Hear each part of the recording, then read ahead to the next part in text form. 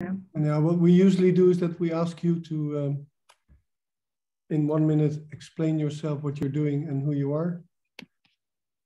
And then mostly we have like 10 or 20 students, so that takes some time, but today will be fast. And then each of you just ask your question and we'll try to be as open, as good as we can to reply. Okay. So we'll start with you, Rebecca, then. Lea speaks very good Dutch, so maybe we can do this in Dutch, Lea. Don't you think so? I mean, we can try, but my answers will probably not really work in Dutch. I think Rebecca is still having technical issues. Maybe we start with Eva, and if Rebecca... Yeah, sure. I'm Eva. I'm a master student in industrial ecology at the Delft University of Technology and Leiden University. And I'm writing my thesis about circularity in the Dutch clothing industry by means of transition management. And I focus on textile to textile recycling. Okay, and are you studying in Leiden, did you say? Yeah, and Delft as well. It's a joint degree. Okay. So you're traveling between Delft and Leiden? Yeah, and sometimes The Hague as well. Okay. I live in Amsterdam, so a lot of traveling. Oh, okay. Wow. Yeah, but very interesting. And textile to textile recycling sounds like you're in the right place then. So yeah, I know. That's what we do. Exactly. That's why I'm very happy that I can be here and you guys are doing this. Well, you get a very special treatment today. Yeah. We'll just go ahead. Yeah, Rebecca, can you hear us now? It looks like maybe... No? Okay. Yeah, sorry. All right. Hello. Now we can hear you. Okay, sorry, I had a problem with the connection. I hope it's better now. Okay, and could you hear the start of the conversation or no? No. Oh. Okay, what we usually do is we ask the students to introduce themselves in 1 minute. Okay. Tell you what you do, and then mostly we have between 10 and 20 students today. You're lucky, so we can answer all your questions, I hope. Okay. So please tell me who you are and what you study, and we'll go straight from there. My name is Rebecca. I'm studying international business and entrepreneurship. I'm doing at the moment a double degree with the University of Hohenheim in Germany, and right now I'm in Italy at the University of Pavia. And I took an innovability and circular entrepreneurship course there and was really interested in the topic because before I haven't heard about it. So I wanted to write my thesis about that topic as well. Okay, great. Nice. Well, let's start with Rebecca because she was preparing her question. Go ahead, Rebecca. How can we help you?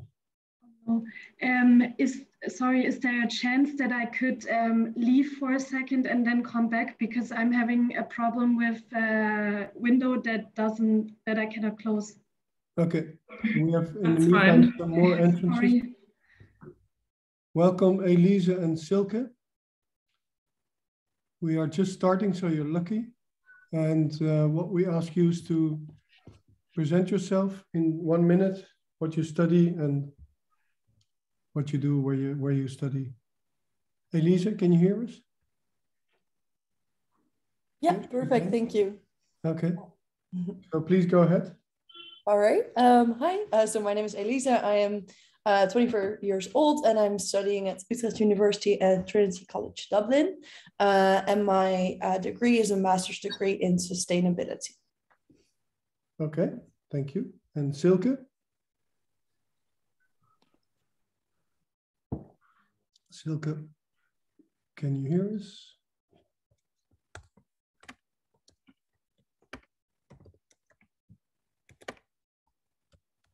No. Well, then we just start with Eva. She's studying in Den Haag, Leiden, and Delft. So go ahead, ask your question. We'll just admit people when they come in. You're muted. Yeah. Well, first of all, I think it's good if you guys can introduce yourself and what the organization does. Well, normally you've read our sustainability report and everything. My name is Bert van Son. I'm the founder of Mudjeans. And Lea is our CSR manager. Yeah. Tell us more, Lea. Yeah, I mean, no, exactly. I'm the CSR officer of Mudjeans, and I do our impact measurement, sustainable projects, and so on. And yeah, I assume you know about Mudjeans, the company itself. So no introduction needed there, I hope. No. Well, Lea just made us best of the world in the B Corp assessment, which we are not allowed to share. So until the 13th of July, right? So don't share that information until the 13th of July. But yes, good news. Yeah. Cool. I'm interested in how textile recycling can be scaled up in the Netherlands. And I was wondering what your thoughts are on that. So what are the drivers and barriers for scaling up?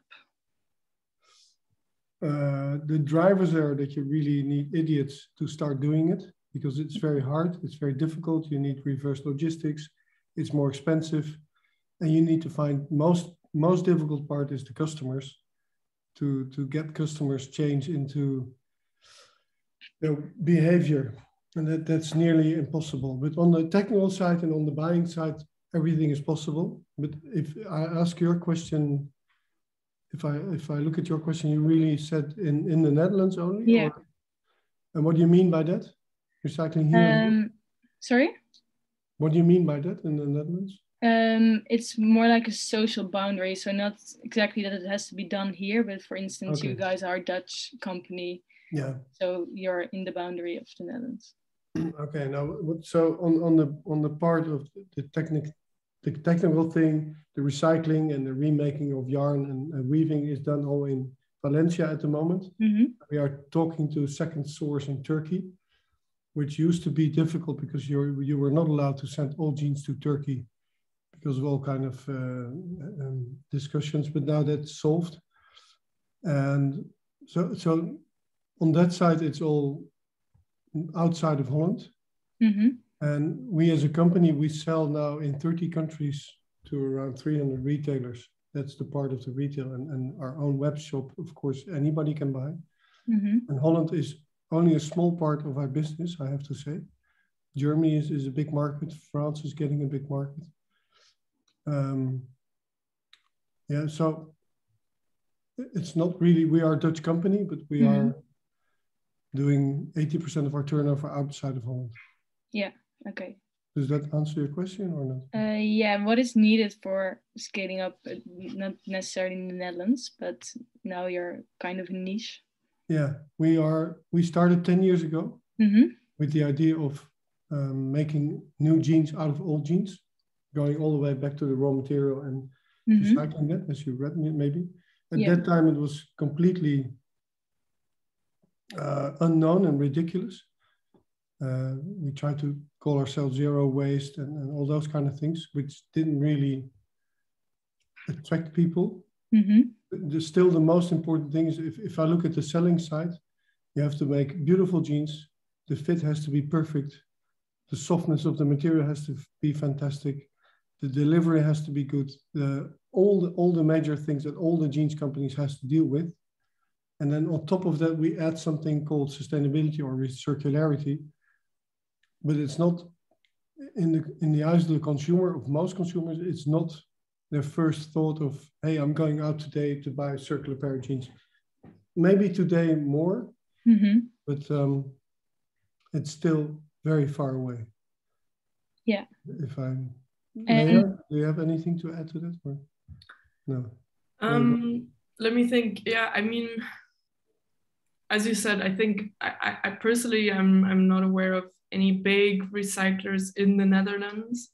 I know you're looking beyond Netherlands, but I do think that, or at least it's from what I've noticed so far, a lot of expertise is needed when it comes to recycling and doing it the right way. So, for example, our partner in Spain, in Valencia, they have been doing this for decades, and it does show in the way they do things. And getting that experience obviously takes some time, but I think the hope is that this becomes also more interesting for the textile industry to really develop it in Europe.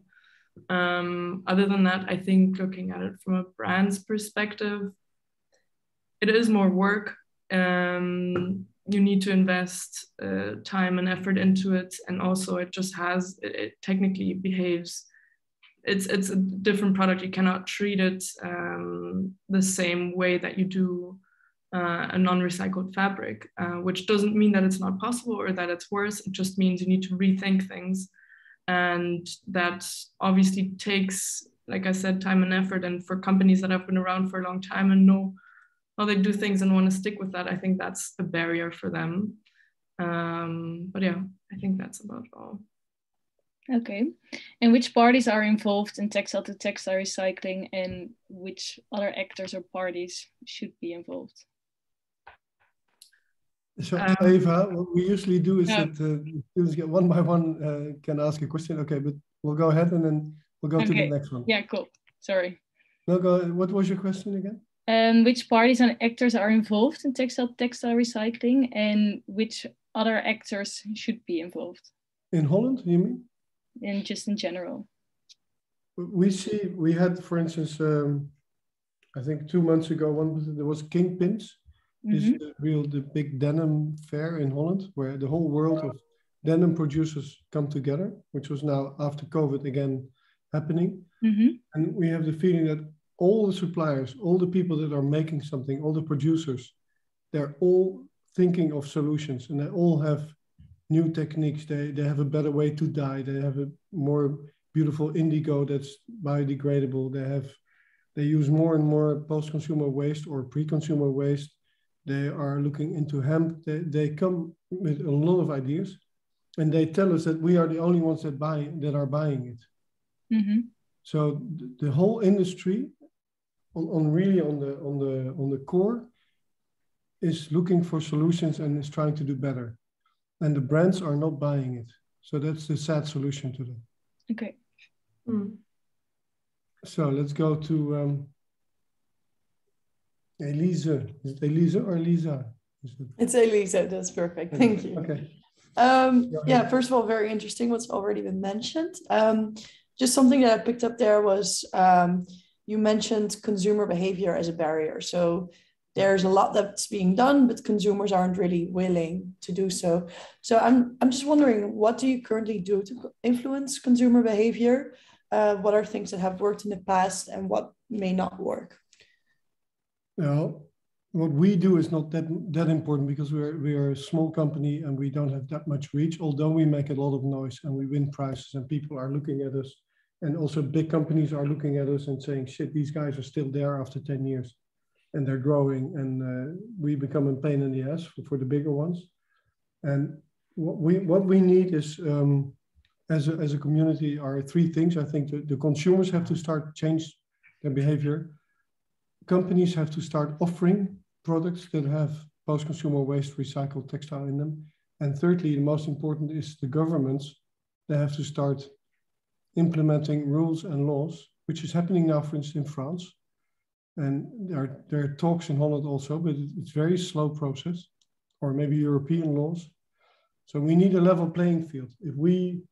I always use the example of VAT, for instance, which I really like, because it's so clear that if we use 40% old jeans in our new jeans, then I think on these old jeans already VAT has been paid. Why should I ask you again to pay VAT on something that, and I've been discussing it with the government. It doesn't work for the moment, but I should think that as a company, we should give you 40% discount on VAT then. And when things like this happen, then you can look at the car industry, look at electric cars. It would never have happened if the government would not have given this incentives to start driving electric cars. And we need the same thing in textiles, I think. Does that answer your question? Yeah, definitely. Yeah. Good. Then we go to Silke. Hello. you still have to introduce yourself. Who are you and what are you studying? And microphone is still not working, I think. Well, sort it out, Silke, and we go to Rebecca then. Otherwise, you can also post your question in the chat and we can... yeah, and we'll try to reply. Rebecca, what's your question? I wanted to ask if in general you had a first step for your scaling process, or when you were a little bit smaller right at the beginning, if there was something like a partner which you cooperated with that you started to get a little bit bigger, or if there was another factor that influenced it. No, it's true. It's of course very nice to partner up with likewise companies, like we did with Sea Shepherd. We had a program with them where we made a collection for them. They have a huge reach. They have 1 million followers on Insta, and also what they do is wonderful. So we team up with those kind of things. We now do with Just Dig It. For every jeans that's returned to us, we plant a tree or we dig a hole. We've been working together with Green Choice. You mentioned it, a lot of companies that have broader reach than we have, and we try to be smart and use their platform, and they use us to also show that they are really into sustainability. So yeah, these kind of partnerships work with us because we have a limited budget for marketing. We always say that because we try to do everything well on the buying part, we try to pay the people well, we use more expensive materials, we recycle, which makes it more expensive. We have all the return on logistics, and you name it. So we buy more expensive than all our competitors, and we cannot sell more expensive. 119 euro is already a serious price for a pair of jeans. And we would love to be able to offer it for 49 euro, but we can't. And then still with 119, our margins are smaller than our competitors, which means it leaves it with less marketing budget. So it's hard to grow. We have to shout out. We have to let the world know who we are, what we do. And we have a difficult story to tell. If I have to tell you the story of mud jeans, well, you've read the sustainability report. It's a very long story. It's a long promise. We talk about less CO2 emission. We talk about recycling materials. We talk about using less toxic materials. All this together is a very difficult marketing explanation. So that makes it hard for us. And if anybody has a solution for this, I would like to hear it. But yeah. Does that answer your question, Silke? Yes, thank you. Silke, are you online now, or shall we go back to Eva? No, I think it's better to go to Elise because Eva is had 20 questions already. Elise, do you have another question? Yeah, I actually just wanted to jump in on what you just said about the marketing opportunities. So do I understand correctly that just because you have that smaller margin, it's harder to invest in marketing opportunities, and on top of that, you really need to convince the consumer that you're doing something that's that makes an impact, or? Yeah, true. Yeah. So what have you tried certain strategies beyond the partnerships already that might be interesting? Yeah, of course, we've been trying to work with famous people that have reach. We have Jennifer Hoffman, who really likes us, and she's always wearing our jeans on TV. What else have we done, Lea? Let me think. I mean, we do also work with, for example, sustainable influencers, things like that. We had also the jeans with Anouk Eve. And otherwise, we do small campaigns, and then we hope that those not viral, but that people pay attention to those. We do events like our Blue Friday event, where we just really try to stand up against this whole madness of Black Friday, where everybody's just convinced to buy just too much. And we just close down our shop and say we just sell our vintage jeans. So things like that, we try to really lead by example and make some noise. But yeah, we really have to be creative and Yeah, also with the partnerships, we always say we like to look at B Corps first, since we're a certified B Corp. We do look at fellow B Corps and what they do and how we can support each other, because we know that we kind of support that same mission in the end. Yeah, for instance, with Fairphone, we did some actions. They have another clientele that we have. We try to work hard on Insta to get as much as possible followers. So please follow us on Insta, like everything we do, push the brand forward, because every little remark helps us. Of course, we do invest in Facebook advertisements and also Insta, but you know, you need big budgets for that, and we just don't have it. So we have to be smart and lean and mean, and for so far that's working, but now we have to make the next step and to become really bigger. And I think it's about investing money into that. Anybody else? Eva is gone, I think. Yay, my turn again. Yeah. And what do you expect that should happen or change to incorporate textile recycling into the current industry? So more to the mainstream, to really shift. Yeah. It's more sustainable. Well, again, then I think the government needs to support us and install laws that they're talking about it now, that I think in 2025 that you should at least use 5% recycled material, but then it's not clear if it's post-consumer or pre-consumer waste. Pre-consumer waste has been used for ages already. It's nothing special. It's good, but we should not be too proud about it. But really taking back old clothes and really start reusing it on a high level, so making yarn out of old clothing again, this is what should be done. And there should be laws for that, I think. But I do think the European Union is really going to push for it. And there are laws in France already about packaging, and some countries are moving forward faster than Holland at the moment. So unless you have another idea, I think, but that's what we need, if you ask me. Yeah. Anything else? I think it's someone else's turn. Yeah. Shout out if you have. Otherwise, we have questions for you, if you have no more questions. I actually have a question. Okay. I wanted to ask in general how the company funds its scaling if the margins are really low, if there are angel investors or someone else that is supporting, or with a certain technology to make it maybe more efficient, or... Now, I started the company with my own money. The first 2 or 3 years, that was enough to survive. And then we were able to get a loan from Triodos Bank, who helped us to get to the next part. And in 2019, we had a big investment from Stichting Doen and PDE, the North Holland Investment Fund, which brought us where we are now. But of course, now we are looking to scale really. We've shown that it's proof of concept. We deliver very nice jeans. Anybody of you wearing our jeans? No, then we have to disconnect immediately, Lea. So next time we have to ask them all to wear a jean.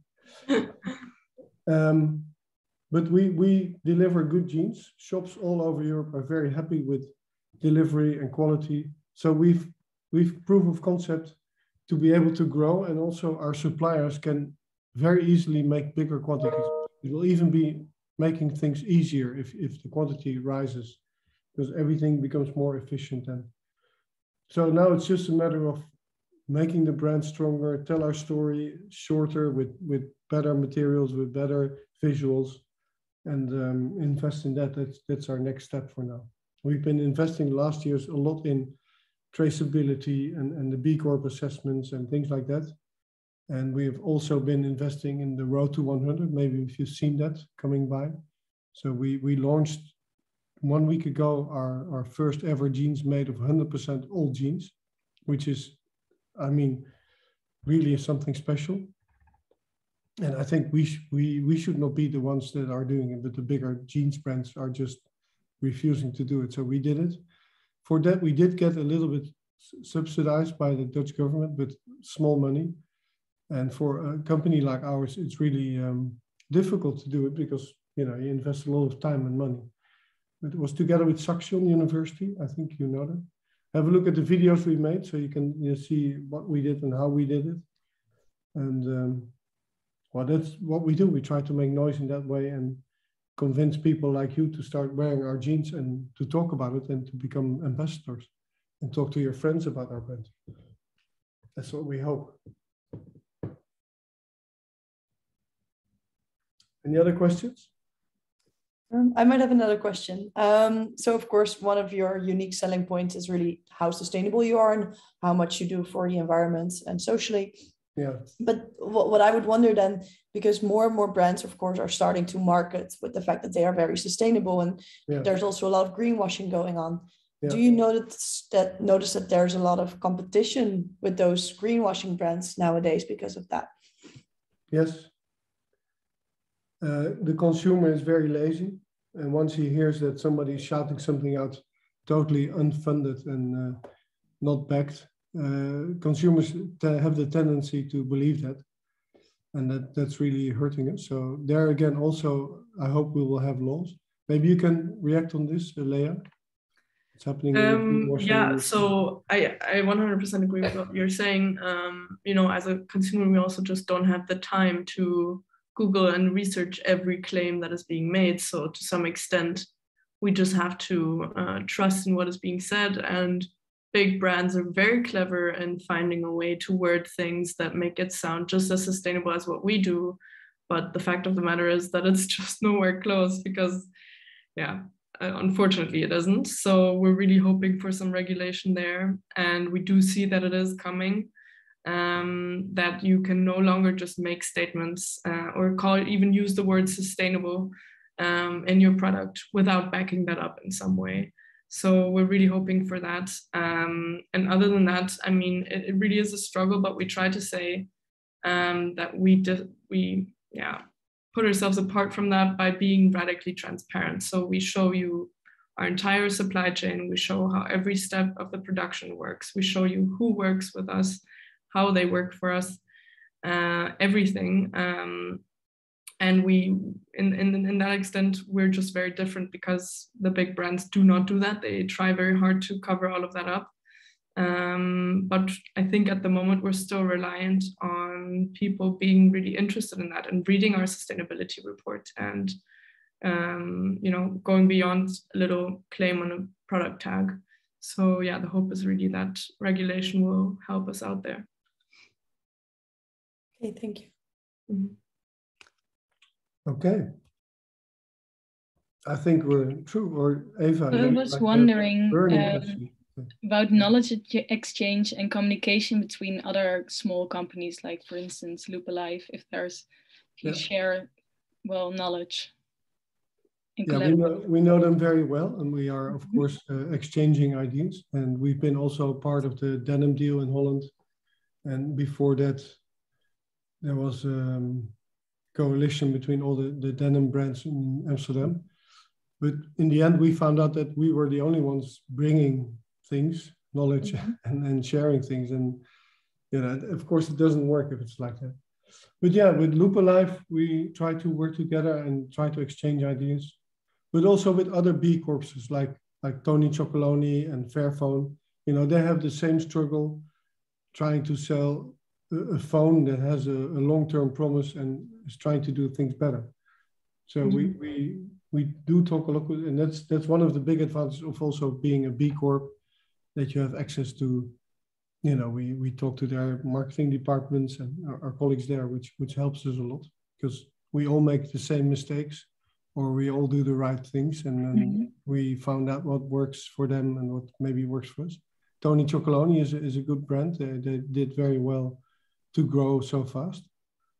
So we can learn from them because they also have this same push towards a better world and treating people well in the industry, things like that. Okay, thank you. And I can add maybe I'm a fan of the Jeans Redesign program from the Ellen MacArthur Foundation. Yeah. We're part of that, and basically every year you yeah, submit a survey where you explain your technical struggles with making your product more sustainable. That comes to having removable buttons or using a certain type of thread or increasing the recycled content, things like that. And the report is actually quite interesting because it explains from big brands, small brands, what their technical struggles have been, and it kind of gives you more, you know, obviously there's some, what's the word? Yeah, resistance to share such things normally with competitors, but this way it's really nice to find out about that, and I like that. Yeah.